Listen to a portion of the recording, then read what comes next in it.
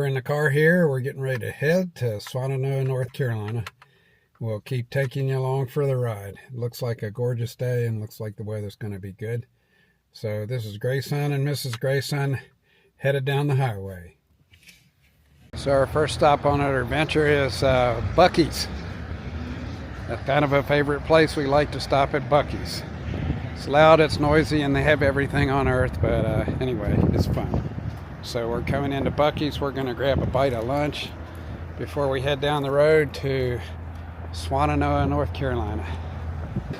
So if you've never been in a Buc-ee's, they are just humongous. They have everything from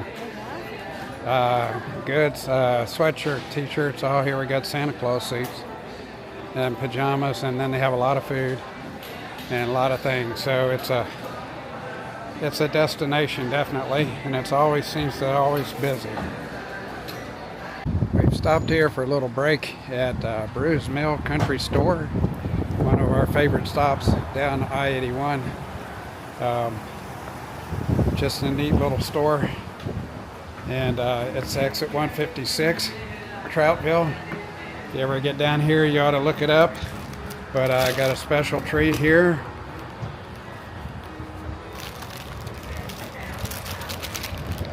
I have a Grammy's Old Time Fried Pie. Thank you, Alvin. This is the good stuff. My friend Creek, I know you had a Little Debbie cherry pie at the top of Katahdin, but this is the good stuff. So stopped and got myself a peach pie here, just to kind of nostalgic on our trip down to Swannanoa. Yeah, so we have arrived at our destination. We're going to be staying in this church and in this parsonage over here as our staging point, but we made our 5.5, 6 hour journey into the mountains here in North Carolina, and I'll keep you guys along for the ride. We see our compatriots here, Mr. Tim. Hello. Hey. Hello. Do you mind being on camera? We're going to have this whole weekend on camera. Met Celestial, who is at the church here. She's the one that coordinated the stuff for the getting this car. And she said, I want to meet you up there. And it's about an 1.5 hour drive from here. And so she comes up and I'm already there. And this girl thought somebody was coming to deliver some plumbing supplies so they could fix her trailer.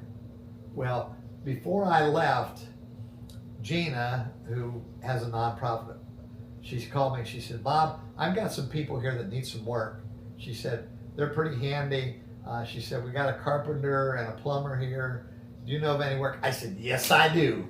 And so I talked to them and sent them up to this trailer to work on this water. So they show up, and the girl thinks that they're just coming to deliver these plumbing parts.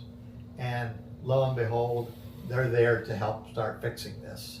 So they were able to get water on at her house, not inside yet, but they were able to do it. And Rick, who lives here, went back up and worked a couple days and actually got water on the house so they could flush the commode and stuff. But then I show up, and I show up with my truck, and I have a car on the back of it on a trailer. We had a blowout on 40 coming up with the along the interstate, which I had to change the tire. But we get up there, and I told her that I'd hit this car for her, because their car had been wrecked, and they didn't have any transportation. And so I'm there, and this woman starts to cry, and well, this is your new car. And so Celestial soon shows up. And the little girl is about 5 or 6 years old. And whose little girl is this? This is the little girl of the woman that we gave the car to. Okay. Her name is Arizona. Okay. Okay, Arizona's there. And Celestial says to the little girl, is there something you'd like to have? She said, yeah, I'd like to have a kitchen set. And Celestial says, well, let's take a little walk over to the car.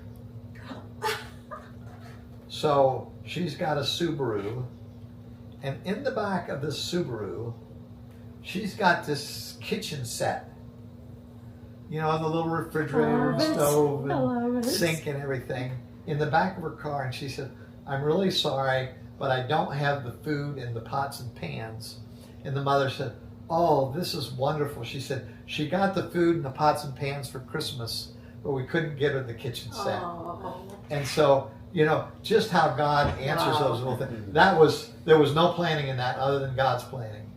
And that night I saw Celestial's husband, and I said, Oliver, did Celestial tell you about the kitchen set? He said, yes. He said, I didn't want to load that thing in the back of the car, and she just insisted that I put that kitchen set. And he said, I finally just stopped all my grousing and put it in the car.